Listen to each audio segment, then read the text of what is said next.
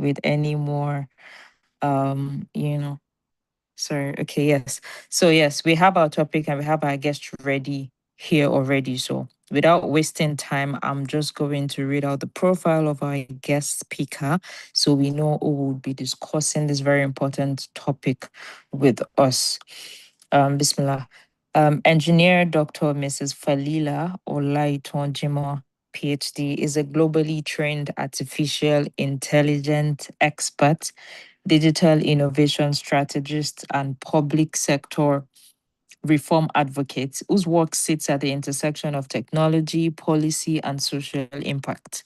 She earned a PhD in artificial intelligence and computer science from the University of Huddersfield, United Kingdom, following advanced training in electronic and computer based system design and intelligent computational frameworks. Dr. Jima also brings strong international research leadership experience.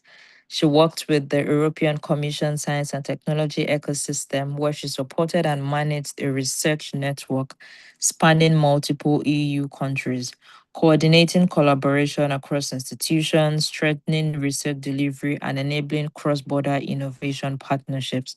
She currently serves with the National Information Technology Development Agency, NITDA, Southwest Zonal Office in Lagos, where she supports high impact digital transformation initiatives aligned with Nigeria's national development priorities. Beyond public service, she is a visionary social impact entrepreneur and co founder of Bounty's Charity Initiative, a women focused empowerment platform advancing education, digital skills, and faith driven community support.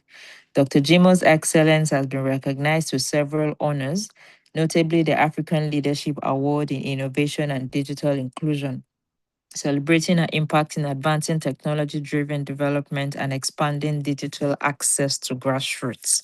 Dr. Jimo represents a new generation of Muslim women who combine academic depth with real world execution and global relevance. Please join me in welcoming Dr. Jima. Assalamu alaikum rahmatullahi wa barakatuh. So just as to give you a proper outline, you have 40 minutes to deliver your lecture, after which we'll take in some questions from the audience. So if you have questions for the audience before the end of the lecture, you could drop them in the chat box so we see them. And then when we're done with the lecture, we'll answer them, inshallah. So Dr. Jima, Bismillah, you can start.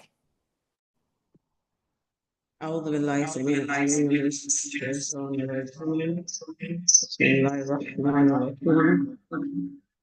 I need to be sure I'm audible and I'm not echoing.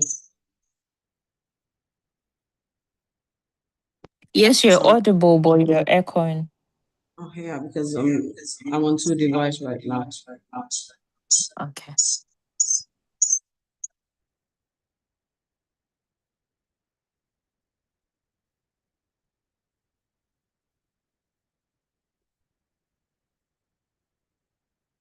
Okay, assalamu alaikum. Wa alaikum assalam wa rahmatullah. Am I still echoing? Yes, you are.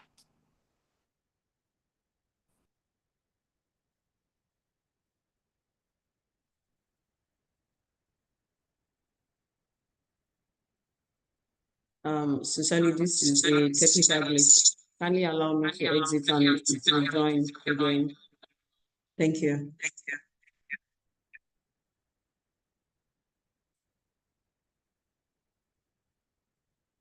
Okay.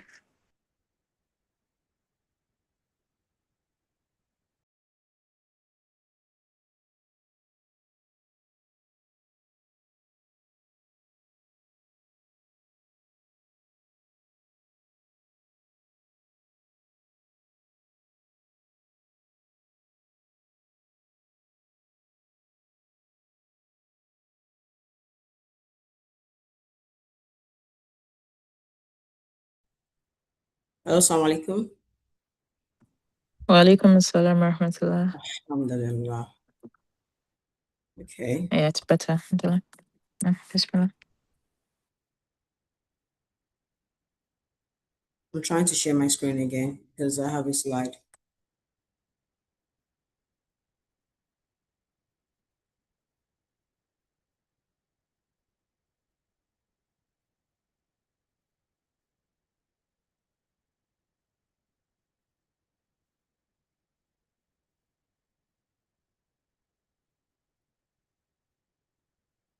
Yeah, can you see my screen now?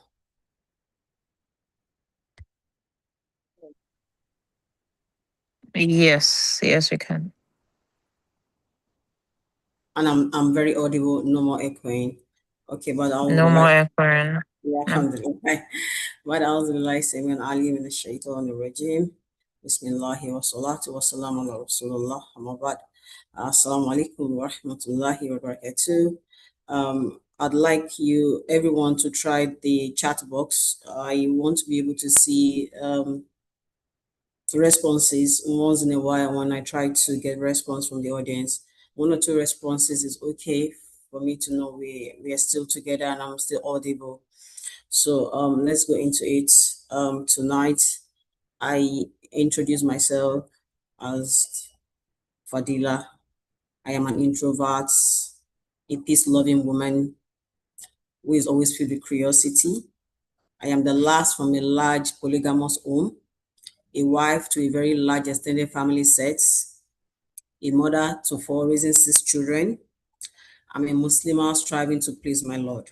So I'm Fadila bint Bello. Having introduced myself, I want everyone listening to go to the chat box. Introduce yourself beyond your certifications, beyond your MSc or your PhD titles. Who are you? I'll pause to see at least one or two response before we proceed from here. You can see I introduce myself away from every certifications, away from every certificate. Now try to introduce yourself, put all the titles away.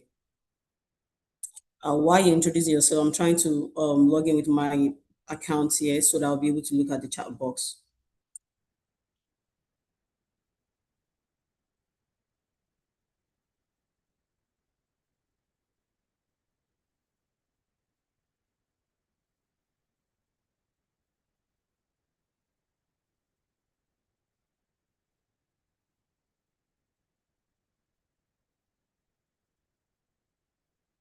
Okay, I can see um, I'm a Muslim interested in helping others moving on and learning spiritually or education. Okay.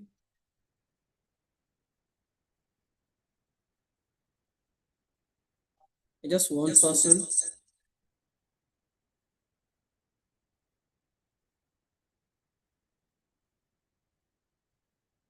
Okay, I'm a family loving man with happy marriage, social. You're not interested like me. Okay, I love mentoring youngsters, mashallah. That's from Mr. Said. So Mr. Sonny, I am a father of four and a husband of mashallah, barakallah fi. I'm a Muslim, Abibat, mashallah, Stalazba. Okay, now we take it on from there. And you will understand why this is necessary as we move on. So we go to the next thing. Don't leave the chat box. The next slide says, why do most people actually go into a PhD? Of course, it can't really be because we love research. Research is too tedious, too rigorous. Um, could it be because we finished first degree, no job, and then we went into masters, no job, and then we decided to go into PhD? Or will it just be the fact that I felt, Dr. Jimoh sounds cool. I just want to be called a PhD holder. What could be other reasons? Go back to that chat box. Don't tell me the reason why you're in PhD now or why you're at the PhD. Tell me the reason why the first reason. The reason will continue to change over time anyway. So what was the first reason why you felt like, you know what, I'm taking this PhD form, I want to go into it? Or could it even be that you want to, exit? Let me use the term jackpot because it's another way to exit. what was the initial reason why you went into PhD? So while you are dropping your sincere initial reason without filtering it, I'm waiting. I've seen, I just love the title. Somebody said, due to job requirements, okay, because I'm in the academia, I necessary for promotion, mashallah, okay. I need a promotion, okay. I'm trying to see somebody that will say, I just went there because I just love research. Why everyone is dropping. I genuinely love research. Yeah, Mr. Zainab Yaku, was that why you went into PhD? Career progression. Yeah, thank you, Mr. Yasir. I can see that. And thank you for interacting with the chat box. It kind of make the talk more interactive because there is nothing new from this discussion. It's just an awakening call. Why you dropping the main reason? I will also share my main reason. The first time I felt I was going into PhD, and the reason has changed over years, and it will continue to change anyway. I did my first degree in this country in a university where the department does not have any Muslim lecturer, and the lecturers that were non-Muslims, they were really strong, as in very strong. So we had a lot of oppression, especially for those of us that has identity, that has a job on our head. And most of us, we yield to it. I have a lot of friends that actually left the dean into a different region back then just for the sake of GPA. They never came back to Islam, astaghfirullah. We still see one another till now. And then the oppression got to the peak on a fateful day. When you get to year three in any course, for those that studied engineering, engineering is year three is when you sieve the weak from the strong. Like when you go into all this Laplace transform, Fourier series, the depth of engineering is in third year, and it got to the peak on this very fateful day. We all queued at the department, waiting for our course advisor. In Nigeria, the course advisor is meant to be somebody to advise you what course to drop, what course not to do, which one is elective, which one did you carry forward, which one did you carry over. So while we're waiting for the woman, and she came in, and people started coming out one by one. And for every time that it looks like Judgment Day, actually, so everyone is there. As people were coming out one by one, some were crying, wailing, the result was bad. It was my turn and I stepped in. On entering the office, and the woman asked, "What's your matric number?" I told her, fortunately for me, for that semester, my result was nice. So as she was checking it, she would just call so CSE 3 something 85 ish, we ease. So and so 7 something ish, she call another course 90, like it's there was no 90 there, like 70 80 70 80. She was just easing. She was so upset. She could not hide the pains in her, you understand. And then by the time she finished checking all the results, and then she just said, like, why are you still waiting for me? In Yoruba, like, why are you still doing it in my phone? Just get out of my office after you've seen your result, get out of here. So I stepped out and I sat down. Others were still there trying to check their result. I was so sad. I'm like, if an high flyer like me is still severely affected, what happened to some of my sisters that are not that high flyer, that are struggling academically in the hands of these kuffars? So I asked someone, why don't we even have Muslims here? They said that the Muslims are in the industry. There's no money in academia, so they don't come. And I said to myself, is that why they're not here? What's going to happen to other sisters that are going to come along? What's going to happen to other Muslims?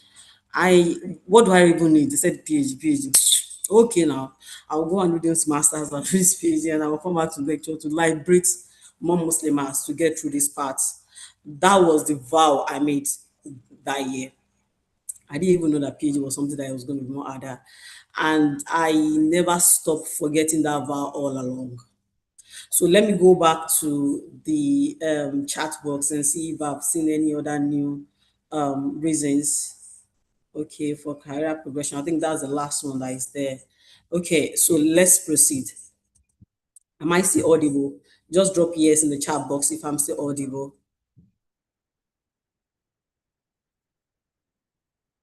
Oh, thank you. Awesome. Thank you.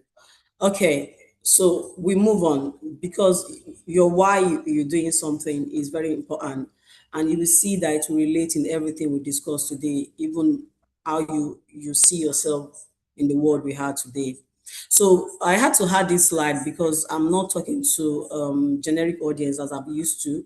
This is a Muslim audience, and then being a Muslim in the research world is from a different perspective.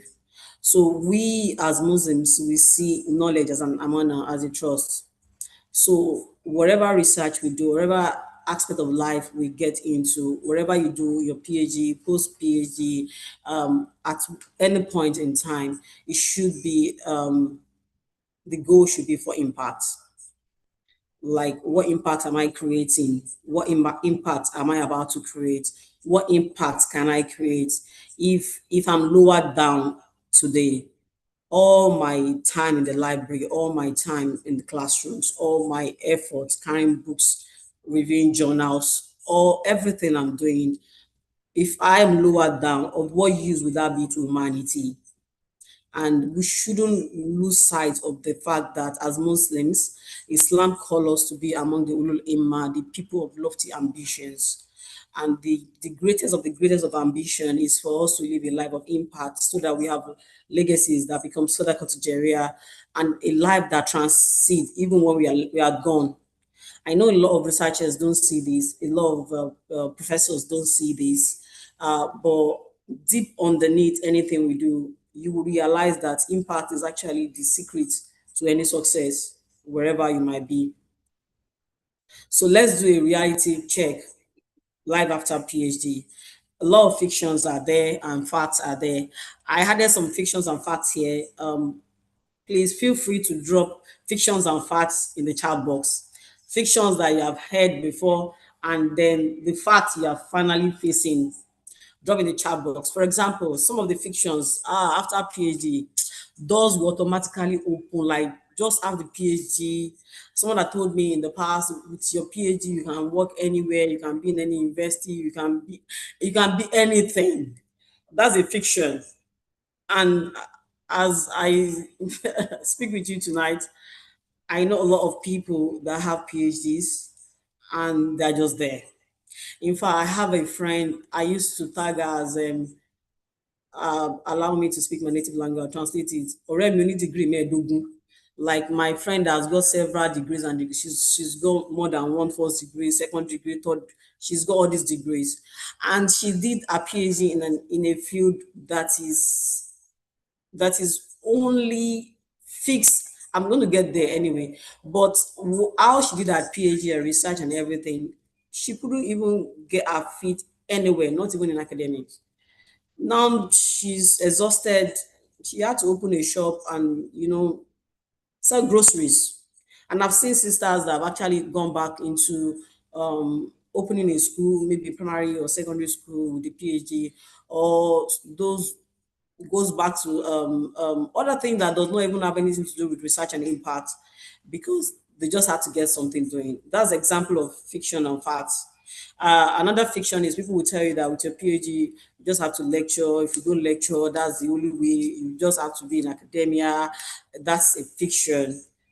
And the fact is that industry demands research skills now and is now increasing. Even policy, consulting, entrepreneurship are rising pathway for PhD holders. I have been checking the chat box. I haven't seen anyone drop their fiction and the facts they later got to know. Drop any fiction you've heard about, oh, once you are done, oh, this is what's going to happen, and what you finally saw when you were done.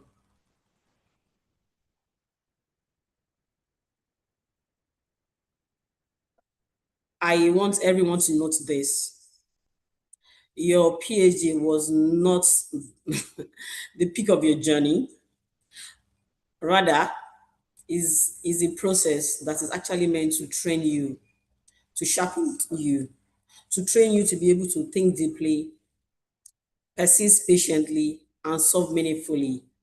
You would realize that it might take you 3, 4, 5 years to do the first PhD. For those that actually did post doctor research for several years, you realize that immediately you are done with that PhD after 4, 5, 6 years. Every year you do a PhD, new PhD every year indirectly. What it took you 3, 4, 5 years to do is what you have to now do every year. And for those that have moved into consulting, moved into other aspects beyond academia, at times you have to do a PhD at least every 3 3 months when you have a lot of deadlines and you need to push out a lot of novel things within your research. So while you are in the place of the PhD, something is telling you that, oh, once I'm done, that's never the end. I did remember telling one of my daughters, she said, you study too much, mommy. I said, don't worry. Once this PhD is over, then your mom will be free for life. That's a lie. If that resonates with you, please drop it in the chat box. So let me be sure that I'm still audible. Oh, I love this. Someone said you need to struggle just as much as someone without PhD. Awesome. Yes, that's awesome.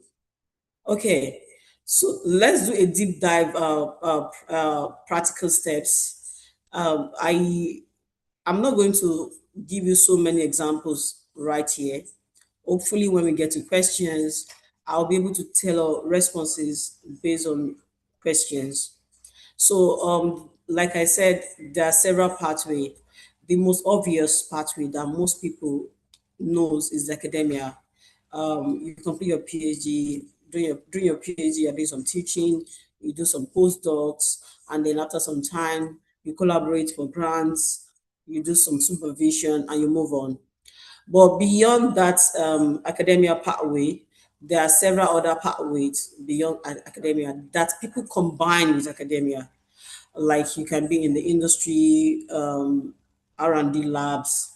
There are loads and loads of industries that are actually looking for deep thinkers that will support their products and services research. And then beyond that, government and policy leadership. Now, loads and loads of governments, MDAs, ministry departments, and agencies valued PhD holders than any other person. I work with the government agency, and subhanallah, it's gotten to an extent that you cannot really be a director if you don't have a PhD, because the core of policy and every other things that makes the agency is being backed by PhD holders. So I've seen that in several other government agencies. And in fact, there are some government agencies that is just based on research. I know of a brother that works in an agency whereby you can't even get promoted. It's not academia, it's a government agency. You cannot get promoted except you have certain level of publications. Just like you have in academia, this academia slang that you either publish or perish. They have that in their agency. So, and then we have consulting and entrepreneurship. I know that Nigerians have not really tapped into that, but everywhere in the world, there's what we don't normally call it enterprise, we call it research enterprise. So, research enterprise is an aspect whereby whatever research you're doing, you're looking at the business case of that research and you're pushing out the business case. You would notice that most institutions like MIT, Harvard, Boston, and the likes, they take entrepreneurship side of every course, even from undergrad. So whatever aspect of research you're doing, there has to be an enterprise side of it. I know that Nigerians have introduced entrepreneurship even in their undergrad, but it doesn't have to do with the course. So it's a different thing entirely. So I saw a student of international relation, and she said she schools in Nigeria. They have entrepreneurship side. So I said, so what's the entrepreneurship side of what you do? She said, oh, she's learning how to make curtains and pillows.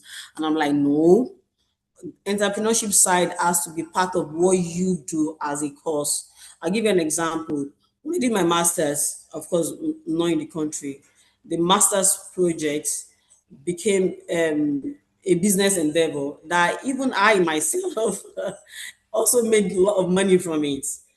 Like I deployed is an embedded system then the technology that came out was RFID then back in those days. We just use RFID to tag. So I said, why are you just using it to tag? Let's see if we can use it to link records in hospitals, emergency cases back then in the UK. And then it worked. And then because it worked, I brought it into Nigeria. I collaborated with another US company because I've been in the industry before I went to academia. So I'm more of private sector skilled.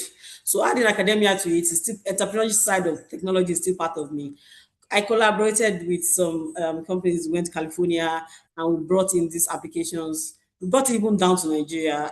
There's, I'm not going to say the name of the government agency that had issue with files, like it's a sensitive agency and files were always missing. And then files will get to an office, they will not see it again. And then files were not moving. So we help them to track files. So even if you had it under your table, it will say that that file is under your table, like it's in your office. So that was my master's and my PhD. Before we even completed, we signed another grant with the Manchester.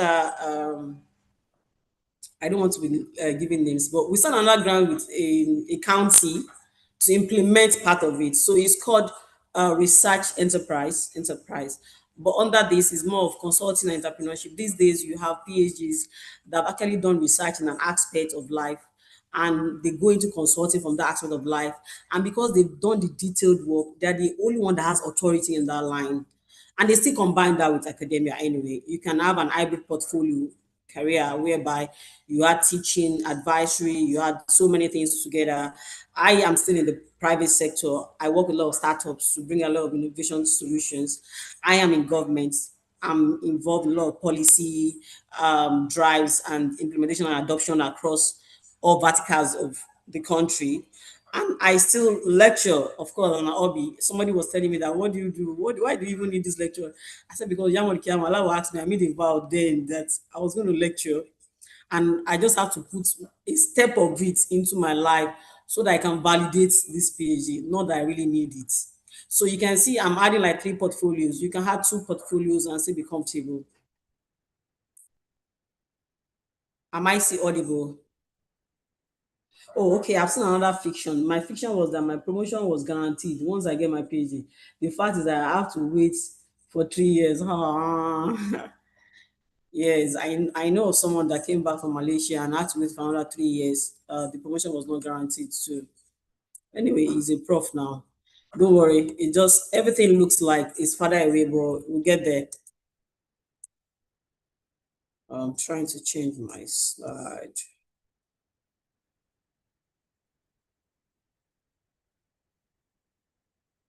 Okay, can you see the next slide?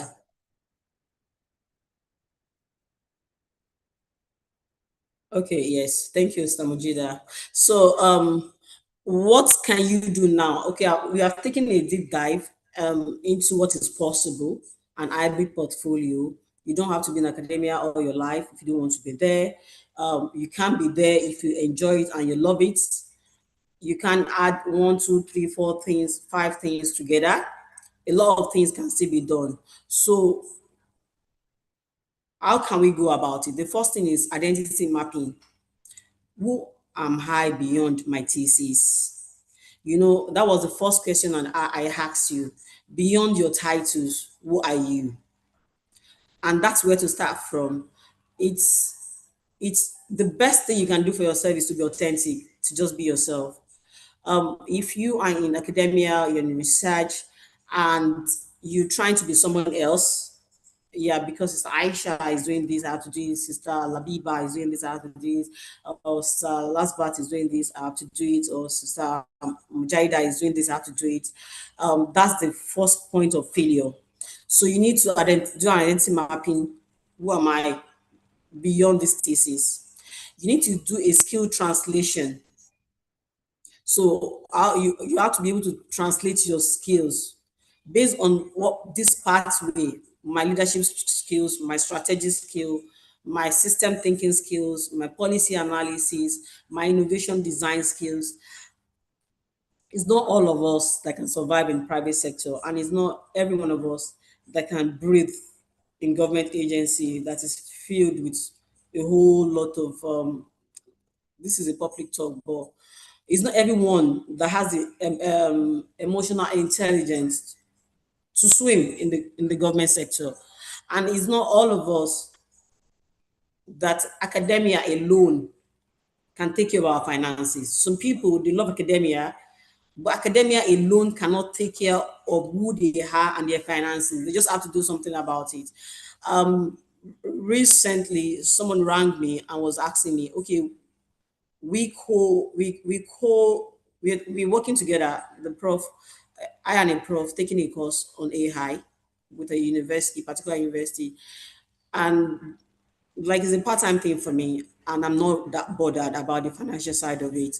So the prof called me and said, "Do you know that the last time the some like I don't want to drop in names. There's a foreign body that came for accreditation of that AI side of that university, and we had to join the accreditation, and we were promised sitting allowance. I had forgotten." So the prof called me and said, "Did you receive any alert of the sitting allowance?" And I'm like, "How much is it?" And when he told me the price, I'm like, if you buy a triple decker debonnaise pizza, two of it, I don't want to be dropping, I don't want to say the cost.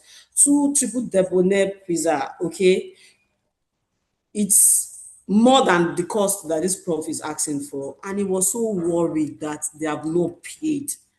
And I said, when was this sitting? It's last year. Yeah, it's last year, yeah, around August. And I'm like, they will have paid. And he asked me, how come you didn't know if they have paid? And because me, I'm not bothered. So that's why I say you have to do translation. You have to actually look at who am I, my needs. So what are my needs? What are my capacity? What are the things I have within this thesis and what can I do? That will go a long way to look into what you really want to map as a career. A sister once called me one day and said, "Oh, she's done with a PhD, and she was seeing all those things." And then she told me that yeah, she's looking for a job now, and she wants to do this, she wants to do that. I had to tell her, please, my dear, slow down. You have a 3 month old baby, you have another 1 year old baby, another 3.5 year old baby, you have a spouse that is picking all your bills. You see all those things you are listing from, you don't need it now. Go and review and come back. You don't need it. And let nobody put pressure on you on LinkedIn or anywhere that this is what you need now. This is not what you need. And that's why I said identity mapping, skill translation is very key. No size fits all, and don't rely on anybody's templates. Then visibility strategy. Visibility strategy is very key. For those of us that are Muslim, especially conservative Muslims like me, we have a lot of limitations to feasibility strategy. I Most of my colleagues, they are everywhere as in everywhere. And when you see them on social medias, you see them with thousands and thousands and thousands of followers everywhere, because it's easier for them to shoot themselves, shoot so many things out there. But as a Muslim, we have limitations when it comes to visibility strategy. So you need to really adapt your visibility strategy to what suits you, because you must be visible. And when you're talking about international collaboration, building digital authority, digital footprint that goes with your career, you have to be very strategic about it. For example, it is very obvious that one of the easiest way to get to the international market is for you to collaborate with international community on projects, collaborate with them on papers, collaborate with them on a lot of activities. And thanks to AI now, gone are the days where you just put your stuff on social media and think somebody will come and chat you. It doesn't happen like that. Now you have a lot of AI too. You can use to filter who is out there. For example, I have social handles. I just use them to check when people send links. I'm not there. And the only one I think I'm there now, which is LinkedIn, is because my job requires it.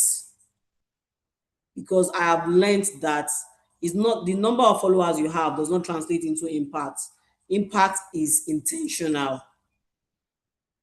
I want to repeat, even if you have 3 million followers, it does not translate into impact. Impact is intentional. However, with AI now, if you're using any platform, let me say, for example, you are using LinkedIn, there are some applications that will allow you to sieve people wherever they are in the world.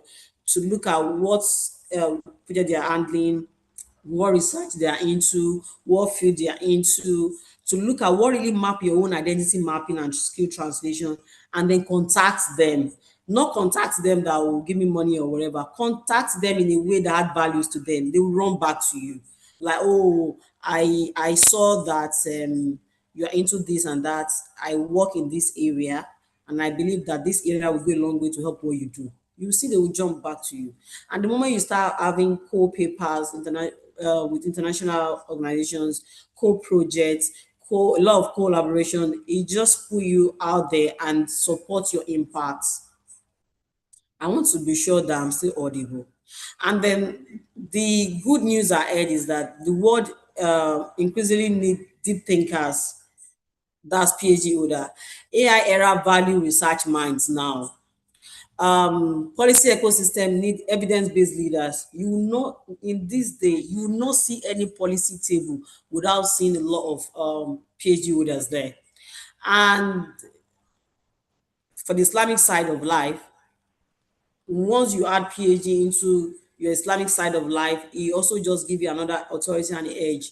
So you can just try global opportunities with your PhD, cross-sector careers, like I've mentioned earlier, and make sure that your impacts are beyond your titles. So do not ask what job fits my PhD. You should ask what problem was my PhD preparing me to solve. For those that are still working on their PhD, and for those that are early career researchers, you should ask the same questions. And if you are not an early career researcher and you are still struggling, like you're a prof and things are still not working, then you need to also go back to this drawing board. So that you're not like that prof that I said called me and got so upset because of a penny. So you should always remember, when knowledge meets sincerity and expertise meets impact, then your career becomes a legacy. And I think that is the most important thing for a Muslim. Thank you very much. I put my QR code for my LinkedIn and then my details now, because I didn't start with my details. I decided to end with it. Thank you.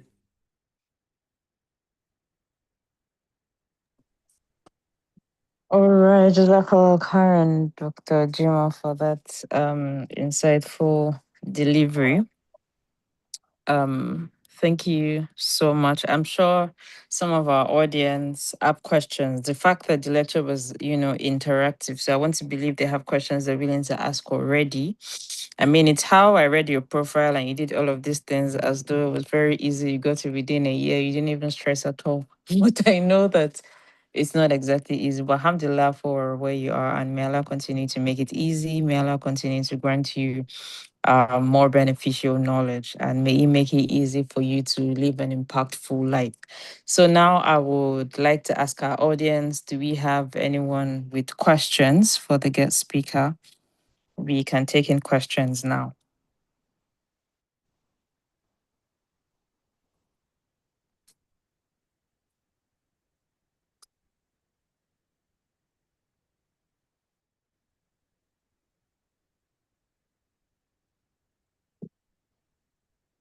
Do we have questions, please?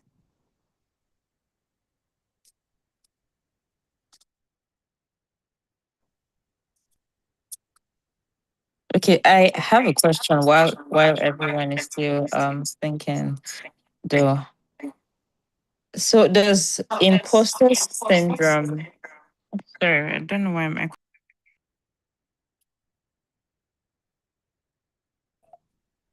okay.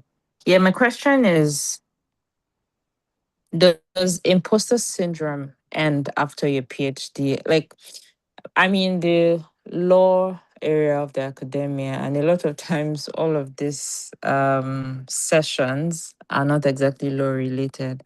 I know it's all in the quest for knowledge, but I think the way we do our things are a bit different from getting a PhD in engineering and all of those things. So I used to have this idea that, oh, once you get your PhD, it means you're a master of whatever research it is you decided to do. Is that a fact or a fiction? Or okay, yes, you have your PhD,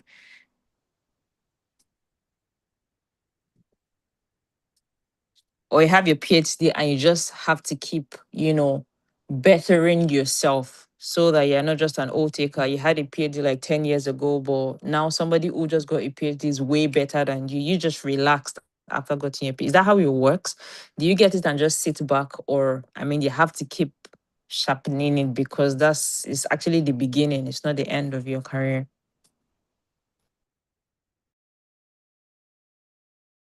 Oh, thank you. I think I added it to the to the fact and fiction. The the fiction is that once I'm done,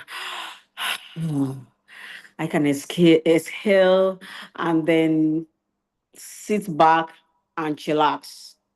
But the reality is, it doesn't happen like that. So you pick an aspect of life, you're being trained on how to deep think about the aspect of life. You're being trained to see how you can bring out valuables from that aspect of life. Once the first training is done, now you now need to take more aspect of life and work on it independently. So, and because you're just starting, you could take two, three, if not two, you could take 3, 4, 5, 6 years um to solve the first riddle. Once you are done, we believe that now you can hack it. You have learned how to hack it. Now you have more to hack. So when I give an instance of um, a PhD student will spend 3, 4, 5, 6 years, 7 years. A postdoc will spend at least a year to push out every new PhD indirectly. Top journals, top papers, top this. And if you, depending on the industry you are, the rules changes. If you're purely and purely in academia, there's this tutelage principle in academia whereby once you come out, you go under tutelage of certain people that have actually rise, and then you co-publish with them until you rise to an extent that you also have people that come under your tutelage, and then they co-publish with you to build your own portfolio as well. I hope you understand what I'm saying. But vis-a-vis Yes, yes. whichever pathway you find yourself, it's not for you to sit Mm, back and relax. It's like mm, now you've come this far, take this mantle and move on your own and move right. it. Yes. So if you help your baby to take the first few steps, it doesn't mean that when the baby now finally started walking, you will now sit down and say, now I can walk on earth, let me now sit down. No, Mm-hmm. it means the baby should now start learning Right. how to run. Mm-hmm. Yes. Mm. I hope I Okay. hope you understand. Not Okay. scaring you, but that's just the reality. Yes. Yes, I do. So we have a question from Sir Zainab. As someone with a PhD, how do you present yourself as someone relevant for the industry? Okay. Like I started with impacts. What's your impact? Okay. If you have a PhD, the first thing you need to do, you should go back to that slide where I'm talking about who am I, and then trying to harvest your skills in relation to your thesis and everything, put it together. Is until you do that career mapping and the impact your PhD is pushing forward, that's the way you introduce yourself. So if I have, uh, for example, I have a PhD that will go a long way to help cities. Okay. And I went to the council for Greater Manchester and tell them that, you know what, you have this problem, I have a solution. They will run after me now. And I'm telling you that this solution I have is, I've tried it, I've tested it, I've deployed in Germany and some other European countries. We've seen the model is working. You run after me. And I now tell you that, you know what, I can even improve it. And you just be like, you know, hold me with you. We'll work together to improve it. When you see industries that have challenges and you have solutions, okay, let me explain something. One of those things that made me a different person from most academia that just go into academia is because I've been in the private sector. Okay, I have these business minds. And then because I'm a Muslim, the fact that I just have to make impact, have to make impact, have to make impact. Where's the impact in this? Where's the impact in this? Such that when I look back, I'm like, okay, I've been able to do this. I don't do PhD for the sake of PhD. I don't do research for the sake of research. Some people will just throw out research to have more papers. Some people will throw out research just because there is funding along that line. There's a scholarship. I don't understand it. It's very vague. It's very abstract. It doesn't really relate. But at least there's a scholarship pathway. But even if you take all of that, you can still go back to do the mapping I spoke about. Who am I? And then take it from there. See where the impact is. Once you can relate your impact to an industrial problem, let me tell you one thing. If you have gone through any entrepreneurship class, you would realize that you don't need to kill yourself to look for money. You just need to solve people's problem. And in the entrepreneurship class, they'll teach you that problems you can have are pain points. So even when you're solving people's problem, you want to solve the one that has the highest pain. Like um if somebody gives me a supplement and say that this supplement will help my skin look beautiful, if a beautiful skin is a key thing to me, is a pain point for me, I might say, okay, bring it. But maybe I'm having a severe migraine and I'm dying of that migraine. Somebody just come and say, you see, this pill will take your migraine off. I'll buy it with any price. So these are some of the skills you learn from entrepreneurship class.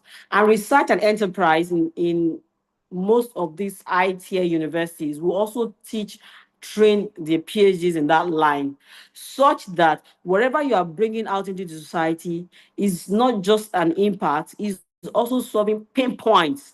So when you solve smaller problem, you make small money. When you solve big problem, you make big money. When you solve global problem, you make global money, and then you make global impacts. So if you want to introduce yourself and become industrial relevant, bring that thing that the industry needs. And I tell you, the industry will run after you. That was beautifully said. And I mean, I was just going to ask while you were answering this mindset you have about research enterprise, would it be because you did not get your PhD in Nigeria? Why I'm asking is a lot of times those that get PhD in Nigeria, probably maybe because they are in the academia or something. The only thing I've seen that is a bit close to what you're trying to explain would be if you decide to get your PhD in business administration, so that way, yes, you're really going into business. But you get your PhD in all of these other courses. I don't think we have that aspect of research enterprise. So a lot of times we do it just to have the title, just for promotion and all of that. Would you say that you're doing it outside the country gave you this mindset about, okay, looking at it from the enterprise angle? Not really.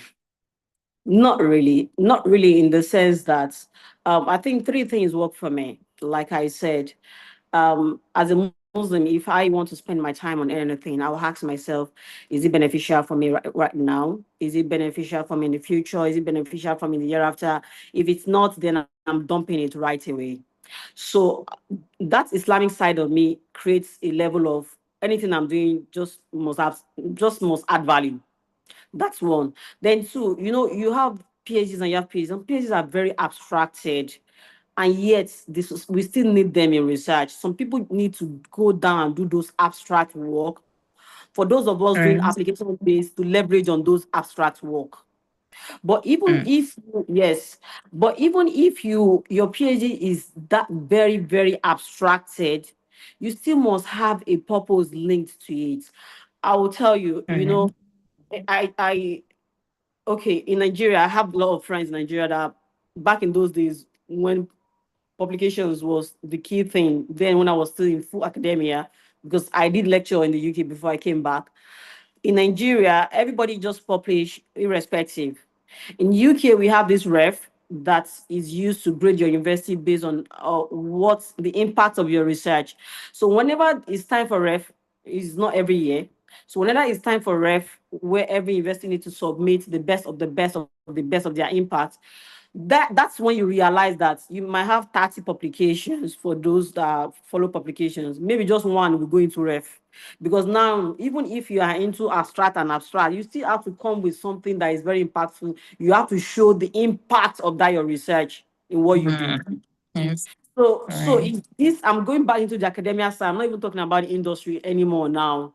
Mm-hmm. Like, yes, even if you are that abstract of what impact is this, it goes into what you do. Right. That's one side. Then the enterprise side, yes. In developed world, you are trained to create business, not to look for job. That's meant to be the ideal thing. However, if Right. your skill is that very good, yes, you can still also support job thinking. But the essence of your PhD is for you to come out, innovate, and that is why you, for every PhD viva, they will always ask you that unique question that distinct you, that impact you want to sell to us. Do you Right. understand? So it doesn't really Yeah. have to do with whether you are in Nigeria or you studied wherever. I think it's the same thing. It's just that the value chain and the way we weigh Yeah. things and what we Yeah, it's actually just different. focus on, yes, differs. All right. Jazakallah, Karen. Thank you so much for your responses. Do we have any other questions from the audience, please? Now, Yeah, I think we Assalamu have. alaikum warahmatullahi wabarakatuh.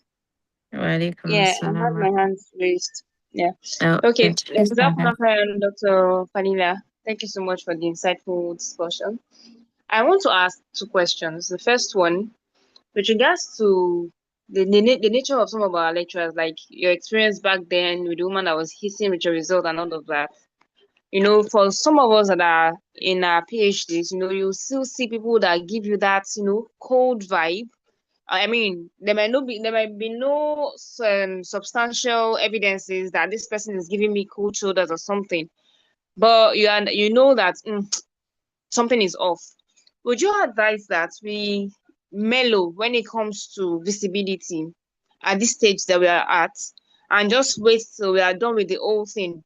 Because you don't want to go all shouty about whatever milestone you're getting or whatever ideas are coming to your head. You know how LinkedIn, for example, can be, you want to probably share ideas with regards to your work to make people know that, oh, this is what I'm into, this is what I've been doing. People get to know that over the years before you're done with your page, and they are like, oh, we know that was what she was working on, and now she's done, we can collaborate with her, right? But would it be advisable to just say, just mellow down for now, if you know you are not sure of the kind of people that are around you and will probably want to bring you down? The Nigeria mentality, share. So that's my first question. Would you advise us to mellow down on the visibility until we're done with our PhDs? Then the second one with regards to impact. So for some PhDs that are highly collaborative, like you have different niches, different areas. Say, for me, I'm in fisheries, but then I'm trying to see, okay, some things that are microbiological, some things that are health related, and those related can be one health in the sense that it's not only about the fish now, it's about the human at the end of the day. If I eventually decide to focus on the human health after my PhD because of probably the experience I've garnered through my research, how easy do you think it's going to be for people in human health or public health generally to say, oh, you are from fisheries. What do you know about human health? Is it going to be easy to really cross that way? Or would there be certain certifications that will be necessary to say, oh yeah, I've done this and I am able to say I'm an expert, or so to speak. Thank you.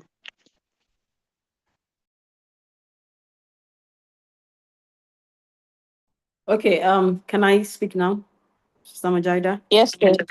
Yes, yes, please. Oh, okay. So, I'm gonna start from. Oh, you have people giving you cold shoulders. Whether you're a Muslim or no, outside, it's not, the word is not fair on anyone. I think that's the right word. And I always tell everyone, especially Muslim, to adjust the expectations of the world. If you don't have high hopes or high expectations, you will not get disappointed. So, having said that, the fact that you have supervisors, lecturers giving you cold shoulders, that's their stress. That's not my stress. Having said that, you shouldn't get worried about that. The reality is, whether you're in Nigeria or not, even beyond the shore of this country, um, Muslim women, I'm not scaring you. I've seen a lot, subhanallah, that is even worse than what I've seen in my very own country.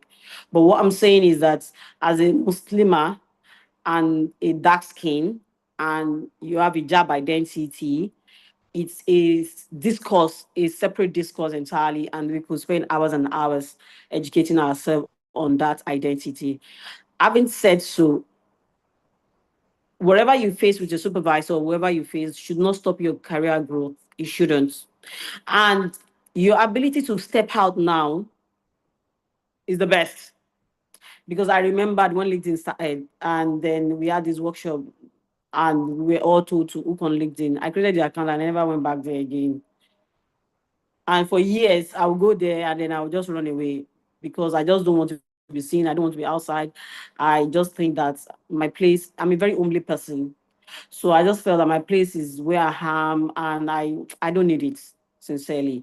But do you know that LinkedIn now is part of a professional career tool that every Muslim has to make use of?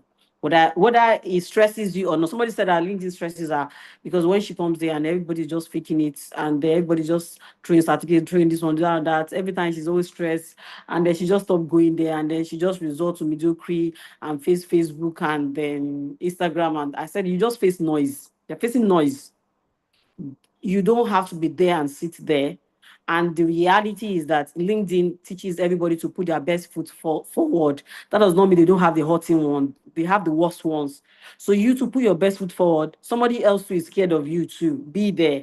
And for PhD, once you shoot out your PhD now on LinkedIn, as you progress, as you move on, it increases your chance of collaboration, and it also increases your chances of trademark. So if 2 3 years down the line, somebody just came from nowhere and trying to claim it, you can always say that I started this trend line 3 4 years ago, and you have evidence that you're already working in this. And when you throw what you do outside, you're not meant to throw everything that makes your work novel outside. You understand? You just want to look at the impact side of your work. You want to share that impact with people, things people don't know that you want to bring to the surface to educate them, or you want to show people that, oh, I'm in this and you can come with me and collaborate in this and let's do it together. So don't wait until you are done to go out. Go out there. And let me reinforce you by telling you that Rasulullah said, if all the jinns and mankind come together to stop you, okay, they cannot stop you except if Allah subhanahu wa ta'ala has designed to stop you. And if they come together to uplift you, they cannot give you anything except what I, your Lord, has given you. You go out there, be who you are. Nobody can do anything except it's destined for you. So whatever cold shoulder, hard shoulder, whatever you have, you should not fear them. Rather fear your Lord with your intention of why you're going on LinkedIn. The intention of a Muslim on LinkedIn is different from the intention of any other person on LinkedIn. So if your intention is clear, go out there. You never could tell. You could be that person that young girl or young Muslim is looking forward to seeing on LinkedIn. You could be the next inspiration for somebody else. You never can tell. And that might be your next step to even making your impact bloom beyond where you are. Don't keep your impact in your drawers because of people. People will always be there. Even when you become a profs to have their own issues. I don't want to even say the higher you go, it becomes worse. Yes. So if you hide now, by the time you are done with that page, you still hide again. I'm telling you. Do your postdocs, you still hide and say that because you are still on that tutelage. Maybe when you finally become a senior lecturer, and then that time will never come. It won't. So that's one. The next one you're talking about you going into health, fishery, whatever. I wouldn't want us to take so much of our time on this call. We can discuss that beyond here because in in business in startup ecosystem, we always look at what we call market research. So if you are going into the industry, you need to also do some research about the industry you want to go. Whether you want to go into the animal side of it or you want to go into the health side of it. You also want to harvest what skills am I bringing on the table? What certificates am I bringing on the table? And then where is my passion? You want to do something that makes you happy, something you do every day effortlessly, and you're just happy doing it. You're just happy doing it. Because at the end of the day, research is not easy. The real world is not easy. But when you are doing what you love, people will keep asking you how you combining everything. How you combining everything, and you're just not feeling it. So we can take that discussion beyond there. I have put my QR code. Let's chat one on one, inshallah. Am I still audible? Yes, yes, Fizzle Karen. I think Stella's got your comment. She got your response. So yes, she'll be chatting you one on one without consultation fees. Yes, Yes. so yes, we need to support one another. Yes. Alhamdulillah. So we have someone also said, can we have a session on research enterprise by the speaker? Someone, inshallah, would look into it. Sister No, Zainab would take I'm note. not an expert in research enterprise. Yeah. People that handle research enterprise are people from business school. Okay. Right. So Okay. they handle it very well. It's just for you to pick your own Okay. pieces and bits. It's not my field.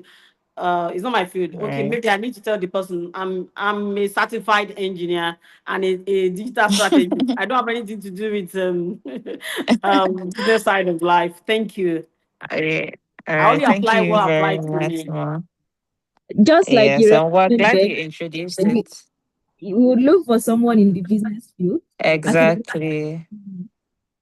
Yes, yes. So Jazakallah Karen, thank you so much for um honoring our invite and delivering this very enriching lecture. To all our participants as well, we say thank you for the engagement and your thoughtful contributions. We invite you to please go to our YouTube page to see other previous recorded you know discussions where we believe you learn one or two things. So we pray that Allah places barakah in our knowledge, guide our journeys, and grant us careers that are impactful and pleasing to Him. So that'll bring us to the end of today's discussion. Once again, Jazakallah khairan, Dr. Jima. Thank you for honoring our invite, and thank you to everyone who joined the call today. Say assalamu alaikum wa rahmatullahi wa barakatuh. Hopefully we would see during the next discussion. May Allah spare our lives. Assalamu alaikum.